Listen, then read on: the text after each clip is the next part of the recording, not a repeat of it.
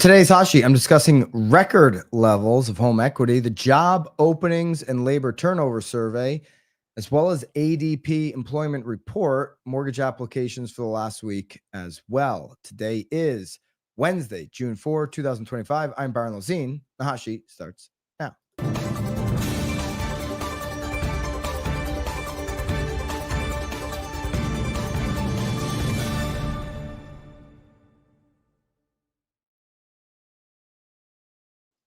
Live from Connecticut. Welcome into the hot sheet. Let me know in the live chat which market you are tuning in from. We got a whole bunch of job data here today as we watch closely what's going on with the labor market. Is it softening?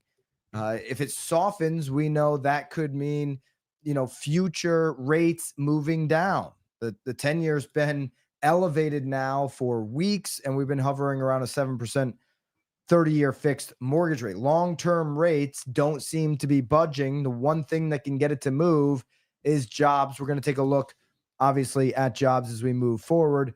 We've got this equity report, and we've got mortgage applications. So a lot going on here as we navigate through midweek here, first week of June. It's summer. Activity is going to slow, and we're hoping and waiting and looking for any alleviation on the rates, and we'll see, obviously, as we move forward into this summer. As I've talked about the last couple of days, what's this going to mean on price pressure?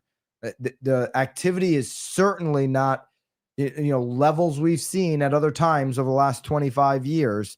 We'll take a look at mortgage applications, but just basically looking at the data, the pent-up demand that we've talked about for multiple years, it doesn't seem to be bursting out at the seams. And does 6% get you there? I don't know about that. All right. June 2025, Mortgage Monitor. Okay. This is from the mortgage tech company ICE. ICE Mortgage Monitor records, has a record level on home equity. Okay. So 48 million homeowners right now. A lot of opportunities for listing. 48 mil homeowners. They're sitting on 11.5 trillion in tappable equity. Okay, a little tap, a little creme brulee on the equity. 11.5 trillion. That is a record number right now, according to ICE. So listen, you only get the equity. You only tap in if you sell the property. You can refinance and use it and borrow against the asset, but the only way you get to really, realize that equity that you have, it doesn't mean anything. Okay, hey, I got a $500,000 equity. Okay, until you do or until you don't. You get it when you sell the property. So, if there's people who are on the fence of selling, here's where the equity is right now. It's 11.5 trillion. If downward pressure comes, and this is a record, so you'd be tapping out at a record. If downward pressure on price comes, that number could shrink. Do you want to max out on your equity today, Mr. or Mrs. Seller, and kind of take that record number with you? Or do you want to just roll the dice and see what happens because you're on the fence and sit for a year? There's no wrong answer. It's just building the right strategy around your outcomes and your goals. Okay. No wrong answer here. Okay. So let's get into their mortgage performance here, and national delinquency rate on first lien mortgages. This is interesting. Delinquency rate here on first lien mortgages, according to ICE, comes in at 3.22%. The average from 2000 to 2005 was 4. Okay, we're below average. We've been below average for the last few years, and if you go back 21 years, these are the lowest levels the last 3 years that we've seen in 21 years. So delinquency rate at a near all-time, if not all-time low at 3.22 versus the 5-year average from 2000 to 2005 at 4.05. So looking good on national delinquency rate. Foreclosure sales This is by mortgage product type. So the foreclosures that we do have, albeit limited, you've got the most we've seen now in, in 4+ years happening in VA. Okay. So VA has an increase on foreclosure sales. We know that data. Conventional is the blue category there. Conventional up to 4,000. VA's at about in the 1,000 category, and then you've got FHA up close to 6, and then other just above that. So VA, though, higher than VA has been at any point in the last 4 years. Okay. Here's the spread between the 30-year and the 10-year. This is one of those variables keeping the 30-year fixed elevated to 7%. Spread gets more normalized. Okay. Then we could see that number hopefully come down a little bit. That's the current spread according to ICE. So there you go. I think the delinquency rate is interesting to look at, because there's a lot of thoughts that there's going to all of a sudden be some type of huge uptick in delinquencies. Well, the hard data isn't showing it. Okay. Foreclosure starts down month over month, 12.4%. They're up 13% year over year. But when we look at where we're at over the last 20+ years, we're still in a very strong position on foreclosures. Loans in active foreclosure did increase 10.5 thousand year over year, but remain below pre-pandemic levels. Okay. Delinquency rate, again, borrowers, a single payment is past due, increased by 32,000. This piece of soft data to watch. Loans 90+ days past due dipped. So look at that. If you missed one payment, but you get caught back up, but 32,000 missing a single payment, increased by 32,000, something to watch, up a basis point. Prepayment activity up 19%. Single month jumped to 0.71%, driven by stronger home sales and refinances. Okay, so that brief dip we saw helped prepayments hit their highest level since October. Okay, up 19% on that. Mostly sounds like driven by sales, according to this ICE report. Here's a little bit of interesting data. Okay, I'll point this out and then we'll move on. I think this is interesting because right now there's a strong, tug and war in our industry. So for agents, pay attention. Mortgage professionals, pay attention. There's a huge tug of war between the big major portal companies, the big brokerages, or any brokerage, between mortgage capture and how they can get their hands on it. Look what's going on right now. The rocket acquisition of Z, what Z's doing in mortgage. There's a huge tug of war, and your brokerage probably wants the mortgage. So and you probably have a lender, your part. Everybody wants the mortgage piece. Okay. But here's what consumers. So everybody wants the mortgage piece, and everybody says, oh, all in one roof is what actually consumers want. Well, what are consumers actually saying? How likely, let's start here. How likely are you to use your most recent mortgage lender for your next mortgage? Very likely, 34%, extremely likely. So 66%, no matter how much you try to capture them into a new trap, or saying, hey, I'm going back to my most recent mortgage lender. 66% we're happy enough where they're extremely likely or very likely to move forward with them. You can bump that number up to 88% if you want to include somewhat likely. Okay. So very strong possibilities, very likely, extremely likely, 66%.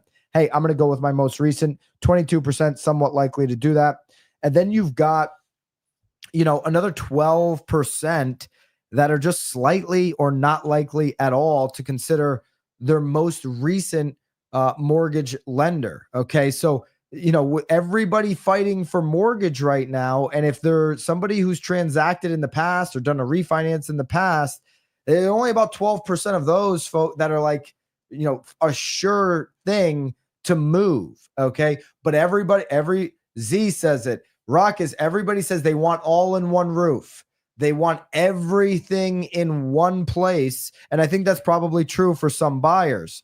But buyers are saying when choosing a lender for your loan, what of the following are most important? The most important aspect is not, hey, everything is in one place. It's finding the lowest interest rate. Full stop. I know my loan's going to get sold. I want the lowest rate, 70+%. Like, give me the lowest rate. So it's not even, sir, it's not being somebody local. I want low rate. It's a 30-year deal. I want the deal I'm committing to be the lowest. Mortgage, commodity, the two in the same. Low lender fees, 50%. I don't want to be getting ripped off here. Okay. It's important to people looking for a loan. Time it takes to close the loan, 30%. Say that's most important. Okay. I get it.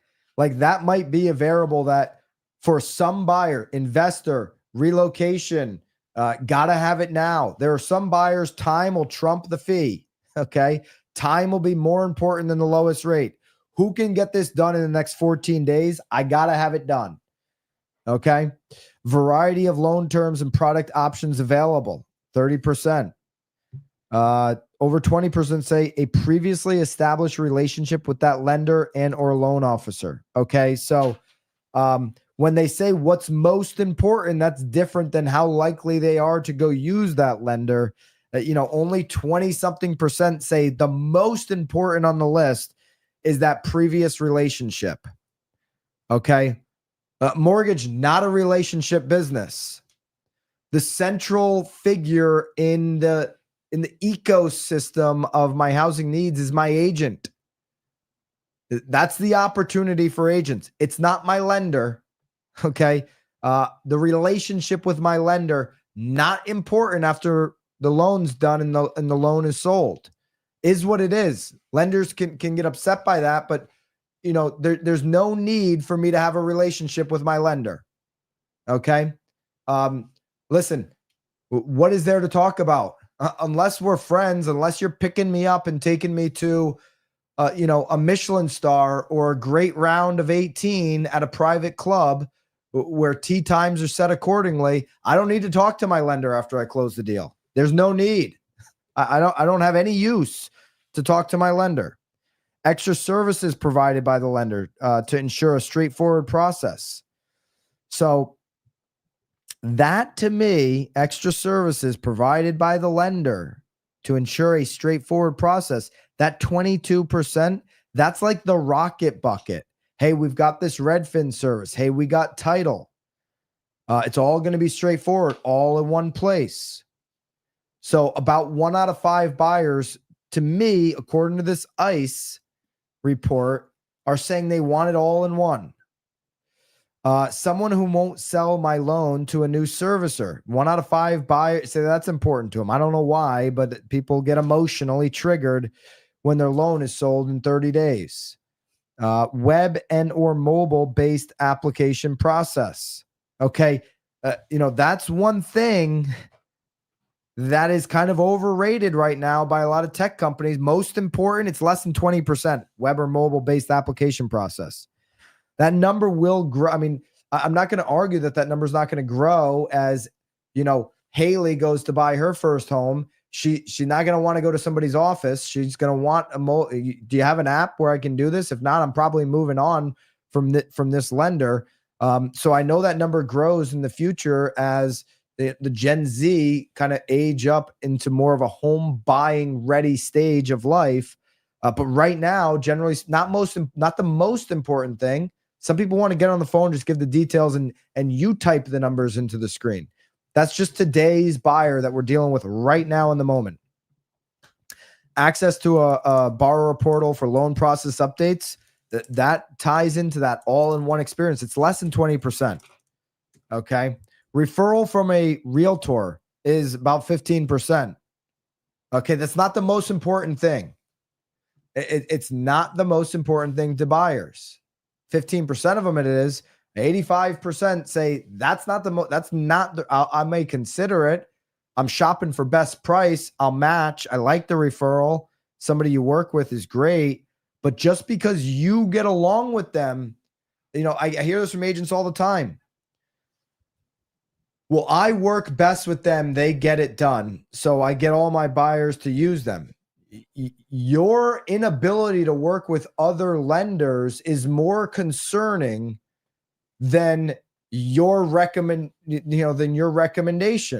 I'm concerned that you have an inability to work with other lenders. I got to get everybody in my lender. We work great together. They get it done. I've had frustration and issues with other lenders. I get it. Some lenders can't get the job done. There's more than one in every city, though. I've come to learn there's more than one in every town that can get the job done, who's capable, who can go fast, who can compete on rates. Okay. Our ability to work with multiple lenders, first of all, it's RESPA compliant. It's just compliant. Work with multiple lenders, figure out how to be adaptable and collaborative. It's important. How many lending institutions for buyers do they consider? Okay. Here you go. Gen Z considering, they're considering, I'm not sure how to read this. Gen Z, would you, how do you read that, Haley? Like they considered one, about like 25%. And then the rest of it is two. They considered two different lenders. Would be what, 70%? Or would that be? Yeah. Drop it in the comments. Haley has no idea. She went to UConn, by the way. I'm not good at math. All right. So I don't know if somebody wants to drop in the comments how to read this one. I mean, 4 or more wouldn't be 100%. I guess it would be just a couple of percent there. That's the way I'm going to read that. 4 or more. I'd rather have that flipped the other way, I guess. But 4 or more is, 5%, call it. And, just 1 would be 20%. So most people are considering 2. That's kind of what I'm reading for this. When you look at Gen Z, Millennial, Gen X, okay. Boomers and silent generation, 60%, overwhelmingly 60. That's how you read that. Yeah. 60% of boomers and silent generation, just 1. They're only considering 1. Okay. So where's the opportunity? And this is where Z and Rocket are building this. They're like, hey, Gen Z, Millennial, Gen X, they're buying all the homes in the future. And they're going to consider more than just one option. Hey, a boomer, silent generation, probably not their target market. Okay. 60% of them are just going to go with that agent recommendation or who they used in the past, or whatever. Local banking relationship, something like that. 60% boomers, silent. Business, not really available. They're only talking to one lending institution. Where is it? They're going to talk to at least 2 if they're Gen Z, Millennial, and Gen X. Most of them. Okay. Now you've got a percentage that are willing to talk to 3 or more. And those biggest percentages come in the same demos. Gen Z, Millennial, Gen X, 3 or more. Okay. It's about 15, 20% for Gen Z and Millennials are willing to talk to 3 or more. Shopping price. Remember, price is most important. Okay. So there you go. The battle for, and you can see it here actually on the left. Okay. So this is overall all demos. A majority are talking to 2 or 1, but a growing chunk there in 3. So as the battle for lending continues, keep that in mind and have adaptability and be a collaborative, partner, be able to, tweak your business model around that. Here's what ICE says about a deficit of homes. Right now, Redfin is saying, hey, we got 500,000 more sellers than buyers across the country. ICE is saying we have a deficit of homes listed for sale nationwide at 16% right now. And, so that's where we're at. Deficit of homes listed for sale by market. San Antonio, Denver, not in a deficit. Areas that are Hartford, Chicago, nationally at the 16%. LA, just barely in a deficit. Tampa, New Orleans, San Jose, San Antonio in the surplus category, along with Denver, Lakeland, Florida. Okay. Hartford, look at that. Still at negative 75% for pre-pandemic levels in Hartford, Connecticut. Just crazy what's going on here in the state that I'm sitting in. Year over year inventory growth. Look at the Northeast. Doesn't have any. Changing over the last couple of weeks, though. Okay. The West, California, big inventory growth year over year. Florida, inventory growth. The Carolinas, it's happening. Okay. Those are the areas where you've got year over year inventory growth. All right, we got to move on.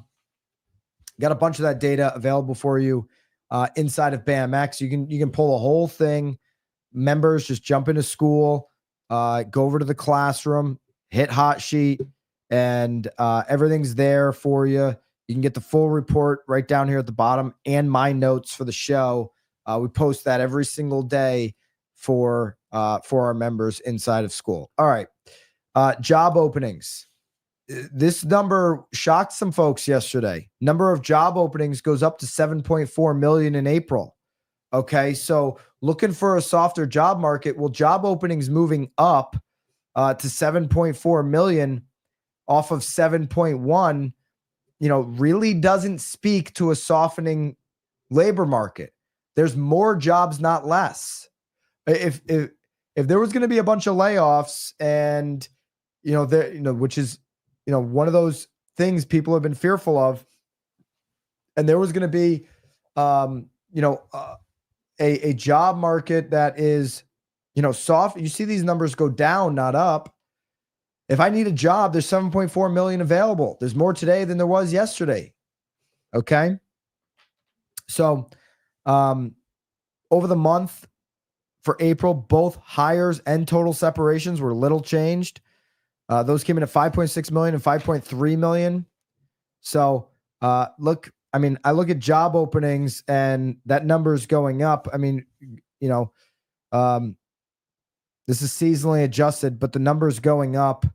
And that means, hey, when you see that number go up, employers need more people, not less. That's why those job openings are out there. Hires up. Total separations flat. So this is hard data for April. Okay. To me, this speaks to a market, a labor market that still has not softened. Okay. ADP national employment for May comes in at 37,000. Now, this report, May ADP, shows the slowest pace of hiring since March 2023. We've had a strong start to the year, but hiring is losing momentum. Pay growth, little changed. Okay, so we see April, more job openings. Now we see May. How many of those openings were filled according to ADP? There's a couple different reports that we look at. This is one of them. And it's lowest level since we've seen in March, since March 2023. Change in U.S. private employment still generally moving up and to the right. Okay, nationally, you can look at this per industry. Resources and mining at the top, education and health services at the top, professional business services at the top. But we have really strong employment, really low unemployment. Small businesses in May down 6,000 in terms of hiring. Okay, this isn't net losses in terms of hiring month over month. 20 to 49 employee down. Mid-sized companies up 50 to 49, 249 employees. 250 to 500 down a little bit, and large is down a little bit on hiring. Okay, so there you go for ADP on that report. 37,000, still Again, lowest level since March 2023. Annual pay remains kind of solid where they were at 4.5% up year over year. Let's look at mortgage applications. We get another headline number here on to the downside, decrease over the last week, 3.9%, according to Mortgage Banker Association. This includes the adjustment for the Memorial Day holiday. So seasonally adjusted and including that adjusted metric there for the holiday. The purchase index decreased 4% from a week earlier. So week over week purchases down. I expect that time of year. But for the now 18th week, we have 18% higher than the same week a year ago. So where we're at right now, the future, because it's a future indication, the future does look stronger. Like it looks like second half of the year should be a little bit higher than last year. When you look at that number, 18 weeks now, mortgage application data coming in when on year over year higher. Week over week, it's going down. I expect it. I expect there to be less activity over the last 6 months of the year than there was in the first 6 months of the year. That's always the case. But when we look at the second half of the year compared to last second half of the year, looks like it'll be better according to this data. A lot can change that. Better still on the zoom out at a low point on this type of demand going back to 1995. And we touched down at this level in 2012 during that recovery and briefly in 15. But here we are, low levels of mortgage purchase application demand, a lower level from last week, but a better level, higher level than we were last year. 10-year coming in today at 4.4 and, still hovering around that high watermark for the last 90 days. The 30-year fixed really hasn't changed much in weeks, kind of just been staying around the same level. Didn't change at all from Monday to Tuesday, still at 6.96 according to Mortgage News Daily. All right. There you go. There's your hot sheet for today. If you want more out of what we are doing, join us inside of school at BAMX. Today, in fact, we have an office hours where you can get your content audited. Okay. You've got questions about the content that you're receiving from BAMX. BAMX, we deliver content every single week, hot sheet daily content. We're also delivering the new weekly content drops. Okay. Templates that are hyper local content that is effective on the macro, as well as the hot sheet content each and every single week, delivering content, live consultations like today's office hours and the community all in one place on school. Go to school.com/BAMX. Haley will drop the link if you're interested in that. 3:00 today, Eastern time.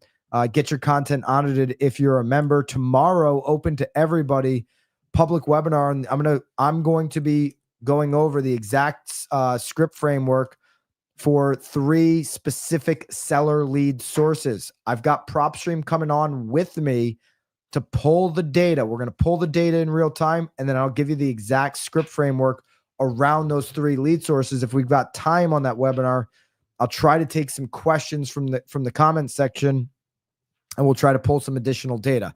That's tomorrow, noon Eastern time.